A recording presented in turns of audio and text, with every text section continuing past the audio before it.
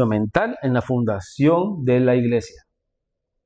Declara que la iglesia es edificada sobre el fundamento de los apóstoles y profetas, siendo Jesucristo, ¿qué? La piedra angular. Vemos, hermanos y hermanas, que es importante, los apóstoles a menudo también se caracterizaban por su capacidad de realizar señales, maravillas y milagros. Su comisión divina y el mensaje de Dios. Vemos también que fueron encargados a predicar el evangelio, enseñar la palabra de Dios, hacer discípulos y plantar iglesias. Vemos que el rol, ¿no, verdad?, de el ser un apóstol clasifica a muchos pastores, a lo mejor hoy en día, que tienen también obras y que están empezando obras en diferentes ministerios, en diferentes ciudades, Vemos que hay un rol, ¿no, verdad? Hay una responsabilidad. Pero si tú no estuviste con Jesucristo, no viste a Jesucristo resucitado, no fuiste parte de sus primeros discípulos, ¿ok? Tú no eres un apóstol, tú eres un pastor, tú eres un siervo, tú eres, tú sabes, un servidor de Dios, un misionero. Pero no te debes de llamar apóstol, ¿ok? Espero que está claro eso, ¿no, verdad? Y ten cuidado en esas iglesias que dicen, el apóstol, vamos a ir a ver el apóstol Pedro, ¿ok? Vamos a ir a ver el apóstol Pepito. No, cuidado, hay que tener mucho cuidado. Vemos de que esto trae conflicto a veces teológico, ¿no, verdad? En diferentes iglesias, en diferentes lugares, porque confunden el rol con el llamado.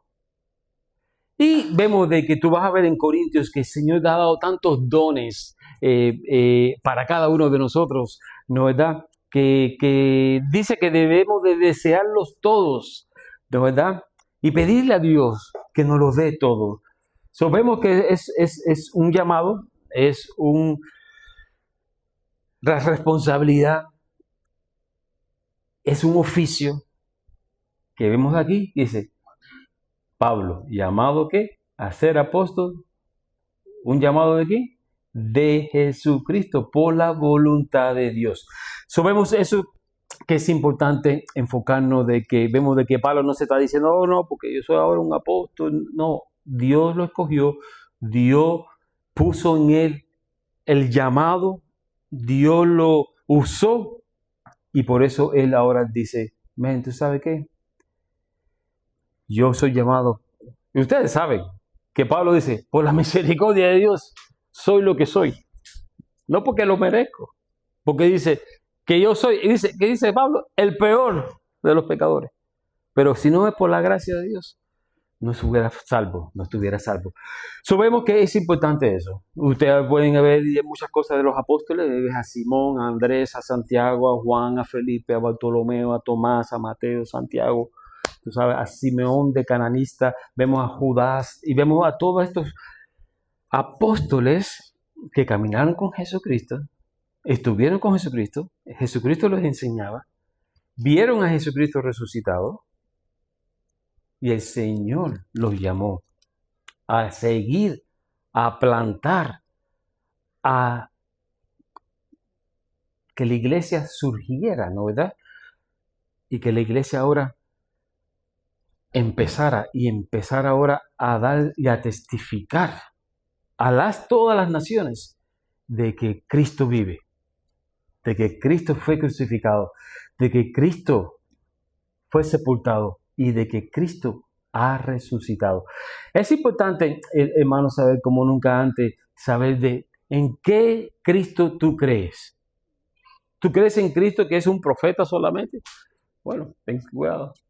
¿Tú crees que en la palabra de Dios? Ten cuidado también, porque los diablos también creen en la palabra de Dios y usan la palabra de Dios bastantes veces para confundirte y para destruirte y para llevarte y para destruir, matarte. Ten cuidado con eso.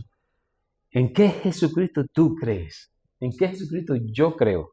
Y es importante reconocer eso, ¿no, verdad? ¿Quién es Cristo para ti? Esa es una buena pregunta que nosotros debemos de hacernos y examinarnos continuamente, todos los días. ¿Quién es Cristo para mí? ¿Es Cristo tu todo? ¿Es Cristo tu Dios? ¿Es Cristo tu Salvador? ¿Es Cristo el Hijo de Dios? ¿Es Cristo el que murió por tus pecados? ¿El que sepultó tus imperfecciones en esa cruz del Calvario? ¿Es Cristo que derramó su sangre para que tú no tengas que derramar tu sangre? Para tú poder tener esa relación con Jesucristo, para tú tener ahora una relación con tu Dios. ¿Es ese Jesucristo? ¿Quién es Jesucristo para ti? Un hombre bueno, un buen teacher, un buen profeta, un buen... No, ten cuidado. Cristo para mí es todo. Cristo es mi Dios. Cristo es el Señor. Dice que no hay nadie, no hay forma en que uno pueda venir a Dios. Y hay dioses, ayer estábamos hablando del sábado, ¿no? Con el grupo de los hombres. Hay muchos dioses allá afuera.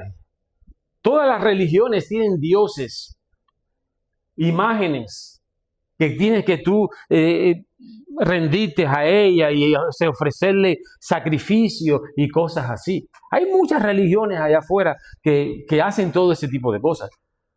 Pero sabemos que hay un Dios verdadero. Solo hay uno. Solo hay uno. Y de única forma que tú puedes tener con ese Dios verdadero, relación con ese Dios verdadero, es que por Jesucristo. Por eso, ¿ustedes se acuerdan? El velo se rompió. No cuando Pepito lo crucificaron, no cuando nadie fue ejecutado, no cuando ningún mártir. El velo no se rompió con ningún mártir, ni con ningún santo, ni con ninguna imagen. El velo se rompió cuando Cristo fue crucificado. Cuando Cristo murió y pagó la paga de tu pecado, lo que tú merecías, Él lo pagó. Y por eso fue que el velo se rompió. Porque hay una sola forma, hermanos y hermanas, no hay otra forma. Otros dioses te pueden decir de otra forma. Otras creencias te pueden decir de otras creencias. Pero ese velo se rasgó de arriba hacia abajo con un sacrificio solamente. Y ese fue el sacrificio de nuestro Señor Jesucristo. Su sangre bendita. Y Dios sabía eso. Y por eso Dios dio a su Hijo. Para mostrarnos de que nos ama. Esa es otra enseñanza, pero tenía que tocar eso. Porque es importante, ¿no verdad, hermanos y hermanas, como creyente? Usted sabe que tú tienes lo más precioso, lo más valoroso que este mundo te puede dar en cualquier tipo de conocimiento que tú creas que a lo mejor tú tienes. Tú sabes que lo más valioso que tú puedes tener hoy en esta parte de la eternidad en la que tú vives es saber en quién es Cristo para ti.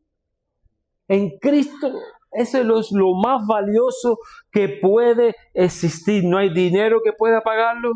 Y trataron, ¿te acuerdas? Trataron de pagar, ¿te acuerdas? No, porque yo quiero tener esos dones. No hay dinero que pueda pagarlo.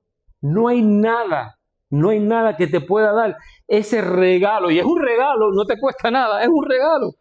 ¿Cómo que un regalo? Sí, es una decisión solamente. ¿Sabías eso? Que nosotros podemos tener ese regalo, esa relación, esa cosa más valiosa del mundo te puede dar en tu existencia de esta vida. Que tú puedes tener eso que es lo más valioso y es regalado. Ustedes saben, usted puede tener un carro caro, una casa cara, usted puede tener lo que sea, ¿no verdad? El banco lleno de dinero, tiene cosas, ¿no verdad? Pero ¿sabe que lo más valioso de todo eso? Si tú no tienes una relación con Jesucristo, todo eso es nada. Estábamos estudiando en Santiago ayer, en capítulo 5, y dice que estos ricos, ¿no verdad? Que se enfocan, emplean todo su tiempo, todas las cosas, y oprimen al obrero. No le dan lo que deben de hacerle, no le pagan como deben de pagarle. Y dice que todas esas riquezas, dice, se volverán nada, basura. De enfocarnos y poner las riquezas en las cosas de Dios. Eso es lo que es eterno. Dice, no te hagas nada de este mundo, porque la verdad que en este mundo, si tú pones a pensar, ¿qué te vas a poder llevar de este mundo? Yo estaba en muchas funerarias y es verdad que a veces vestimos, ¿no verdad?, a la persona, le ponemos una joya que a lo mejor era especial para esa persona, le ponemos los anillos, le ponemos y todo se va a quedar ahí, nada de eso va para el cielo. ¿Qué es lo que va al cielo? Dice, estar ausente del cuerpo es estar en la presencia de Dios. Tu alma, tu espíritu. En quién verdadero eres tú. Ese es el que va para el cielo. No lo material, porque vemos que lo material todo se quedará aquí. Y lo que es importante aquí como material, ¿no da? Que tú te pones a pensar. Yo a veces estoy y miro en YouTube a este señor que vende reloj. El tipo tiene una experiencia que dice, no, y han venido personas a empeñar los relojes y a vender sus relojes, los roles, ¿no verdad? Y el señor se conoce todas las líneas del reloj y todo, y nada más que de verlo dice, esto es falso. Y el cliente se pone triste y dice, pero no, ¿cómo puede ser falso? Yo acabo de pagar $12,000 por este Rolex. Esto es falso. ¿Quién te dio esto? Y se le rompe el corazón al joyero que está mirando y dice, esto está todo falsificado. ¿Tú sabes lo que es? ¿Cómo entré en el punto ese? ¿Ves? Hay mucha falsedad allá afuera, hermanos, hermanas. ¿De quién es Dios? ¿De quién es Jesucristo?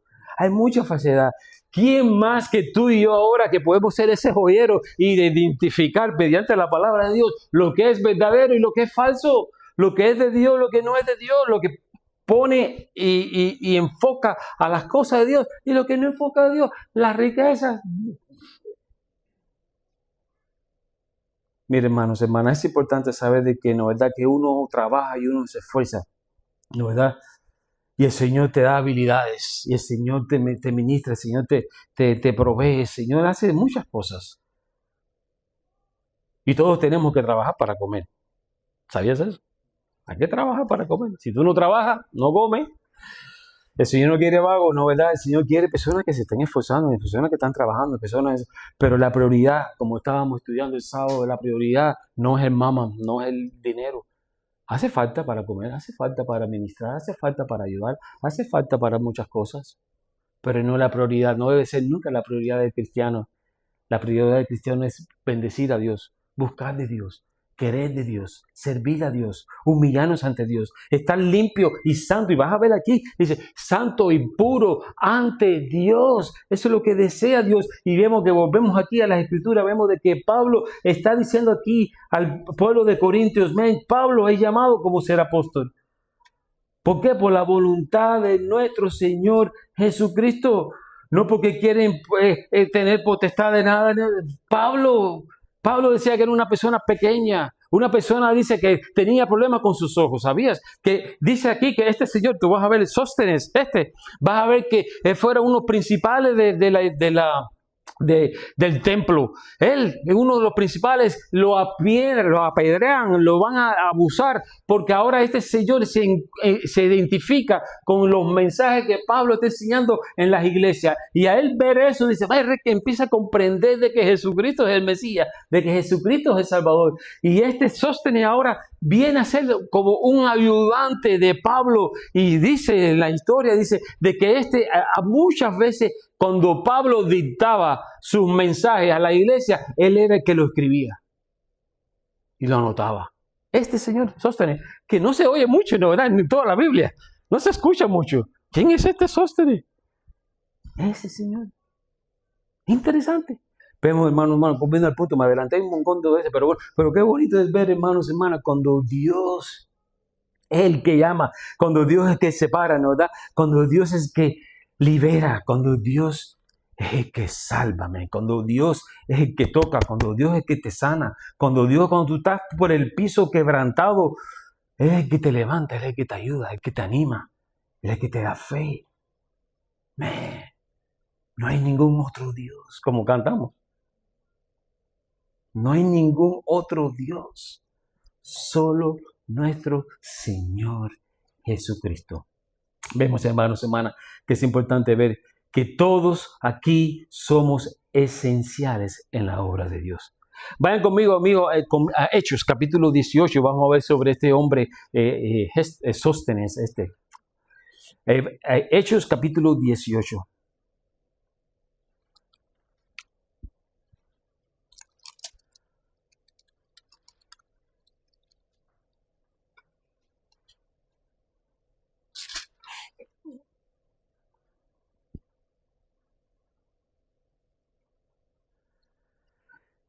Vamos a cogerlo ahí del versículo 14, dice, y al comenzar entonces Pablo a hablar, Galión dijo a los judíos, si fuera algún agravio o algún crimen enorme, oh judíos, conforme a derechos yo os toleraría. Pero si son cuestiones de palabra y de nombres de vuestra ley, vedlo vosotros, porque yo no quiero ser juez de estas cosas. Y los echó del tribunal. Entonces todos los griegos, versículo 17, todos los griegos, ¿y qué dice ahí? Apoderándose de Sóstenes, principal de la sinagoga, le golpeaban delante del tribunal, pero a Galión nada se le da de hecho. Vemos aquí, importante, hermanos, hermanas, que aquí este señor Sóstenes es mencionado como el principal de la sinagoga. Esto indica que era un líder judío destacado, encargado de la administración y del orden de la sinagoga. Ahí en Corintios, el principal de la sinagoga ocupaba una posición de autoridad, de supervisor de todos los servicios religiosos, asegurándose de que se cumpliesen las leyes y las prácticas judías. En este incidente, aquí, ves de que los judíos acusaron a Pablo de enseñar, ¿verdad?, cosas contrarias a la ley judía y lo llevaron ante Galión, el procónsul romano de Acaya. Sin embargo, Galión, dice, desestimó el caso considerándolo un asunto interno de la religión judía más de una violación de la ley romana. Después de la decisión de Galión, una turba se apoderó de ¿quién? Del líder de ahí religioso, y lo golpeó frente al tribunal. Las razones de esto no están de todas claras, pero podría implicar que Sóstenes apoyaba a Pablo.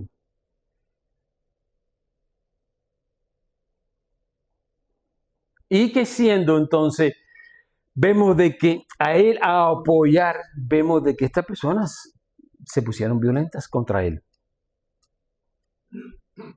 Es interesante ver en 1 Corintios capítulo 1, como hemos estado estudiando, vemos aquí donde Pablo escribe, Pablo llamado a ser apóstol, dice, de la voluntad de Dios y al hermano Sóstenes. Ya él lo reconoce ahí como ¿qué? Como un hermano, como el hermano Sóstenes.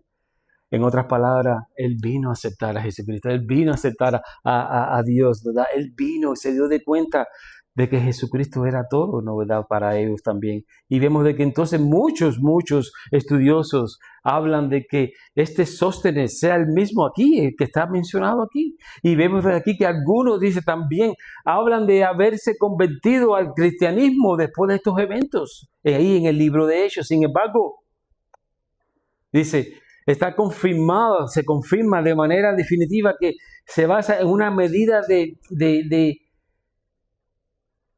que esta persona empieza y reconoce a Jesucristo como su Salvador. Oh, man, qué bonito es acuérdense, el líder religioso de ahí en Corintios, del templo judío, el encargado de todo, él empieza ahora a reconocer de que cuando Pablo está hablando, wow,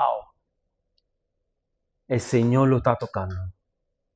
Y es importante reconocer, hermanos y hermanas, que este líder judío aquí, jefe de la sinagoga, que fue golpeado, ¿no verdad? Vemos de que aquí ahora Pablo lo llama como un amigo, como un hermano, como alguien que se identifica con él. Ven, qué bonito es ver cuando Dios hace una obra en uno, ¿no verdad? Tú a lo mejor, yo conozco a algunos de ustedes aquí, no personalmente, pero en las historias de ustedes, en sus testimonios, y yo estoy seguro que yo no hubiera querido ser su amigo antes de Jesucristo, ¿no verdad? Porque no creo que no hubiéramos, no sé, pero la realidad es